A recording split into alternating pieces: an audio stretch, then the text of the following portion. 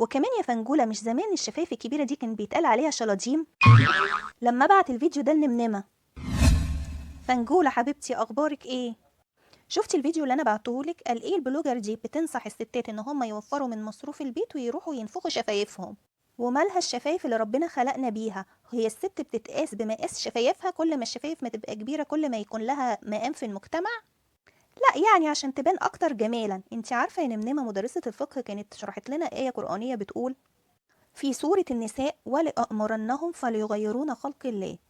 الآية تصف وعيد الشيطان وتخطيطه لإفساد الفطرة التي فطر الله عليها الناس، ليثبت حسب ظنه إن العباد سيتبعونه ويتركون أوامر الله. وسبحان الله، فعلا ده بنشوفه في زماننا الحالي بأشكال كتيرة، فلازم ناخد بالنا.